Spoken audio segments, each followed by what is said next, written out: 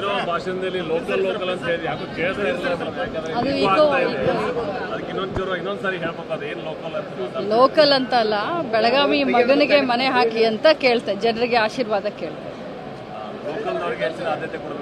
ಬೆಳಗಾವಿ ಮಗನ ಕೈ ಬಲಪಡಿಸಿ, ಬೆಳಗಾವಿ ಮಕ್ಕಳ ಕೈ ಬಲಪಡಿಸಿ ಅಂತ ಹೇಳ್ತಾ ಇದೆ. ಚಿಕ್ಕೋಡಿಯಲ್ಲಿ ಪ್ರಿಯಾಂಕಾ ಜಾರಕಿಹೊಳಿಗೆ, ಬೆಳಗಾವಿಯಲ್ಲಿ ಮೃಣಾಲ್ ಹೆಬ್ಬಾಳ್ಕರ್ಗೆ ಜಯಬೇರಿ ಬಾರಿಸಲಿಕ್ಕೆ ಆಶೀರ್ವಾದ ಮಾಡಿ ಅಂತ ಕೇಳ್ತಾ ಇದೆ.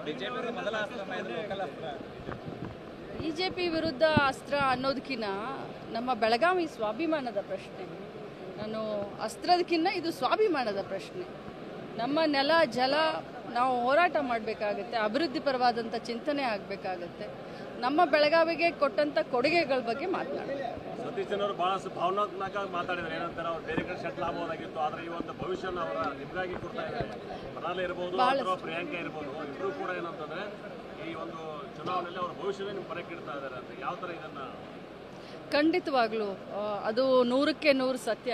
ತಾವು ಕೂಡ ಮಾಧ್ಯಮದ ನನ್ನ ಸಹೋದರರು, ಈ ವೃತ್ತಿ ತಮಗೂ ಕೂಡ ಬಹಳ ಕಷ್ಟ. ಮಳೆ ಇರಲಿ, ಚಳಿ ಇರಲಿ, ಇದಿರಲಿ, ತಮ್ಮ ಮನೆಯಲ್ಲಿ ಏನೇ ಒಂದು ಏನು ಸುಖದ ಸಂದರ್ಭ ಇರಲಿ, ದುಃಖದ ವಾತಾವರಣ ಇರಲಿ, ತಮ್ಮ ವೃತ್ತಿಗೆ ತಾವು ಧರ್ಮಕ್ಕೆ ಪಾಲನೆ ಮಾಡೋ ಹಾಗೆ ಎಲ್ಲರಿಗೂ ಪಾಲಿಟಿಕ್ಸ್ ಅಂತಂದರೆ ಸುಳಿದ ಬಾಳೆಹಣ್ಣು ಅಂತ ಆ ರೀತಿ ಇರುತ್ತೆ. ಇಲ್ಲ, ನಮ್ಮ ಕಷ್ಟ ನಮಗೆ ಗೊತ್ತು. ಬೆಳಗ್ಗೆಯಿಂದ ರಾತ್ರಿ 12 ಗಂಟೆವರೆಗೂ ಜನರ ಸಂಕಷ್ಟಕ್ಕೆ ಸ್ಪಂದನೆ ಮಾಡ್ಬೋದು. ಇವತ್ತು ನನಗೆ ಒಬ್ಬನೇ ಮಗ, ಅಣ್ಣನವರಂತರೂ ಮಗಳನ್ನ ಒಳ್ಳೆ ರೀತಿಯಾಗಿ ಮದುವೆ ಮಾಡಿಕೊಟ್ಟು ಅವಳಿಗೆ ಬಿಸ್ನೆಸ್ಸನ್ನು ಮಾಡಿಸ್ಬೇಕು ಅಂತ, ಪೀಸ್ಫುಲ್ ಆಗಿರಲಿ ಅವ್ರ ಮೈಂಡು ಅಂತ. ಯಾಕಂದರೆ ದಿನ ಬೆಳಗಾದರೆ ನಾವು ಸಮಾಜ ಸೇವೆ, ಜನಸೇವೆ ಮಾಡುವಂಥ ಸಂದರ್ಭದಲ್ಲಿ ಭಾಳಷ್ಟು ಕಷ್ಟ ಕಾರ್ಪಣ್ಯಗಳನ್ನು ಜನ ಹೇಳ್ತಾರೆ.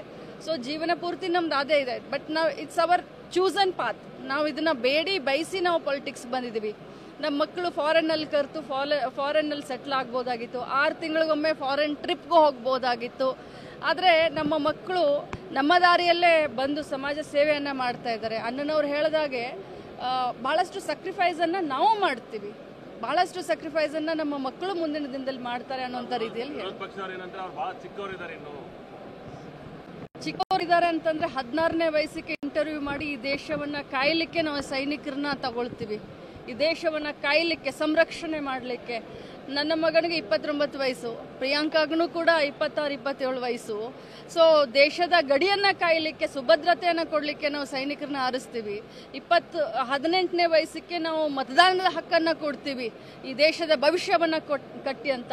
29ನೇ ವಯಸ್ಸಿಗೆ ಯಾರಾದರೂ ಚಿಕ್ಕವನಾಗಿದ್ದಾನೆ ಅಂತಂದರೆ ನಂಬಕ್ಕಾಗತ್ತಾ? ನಗ್ತಾರೆ.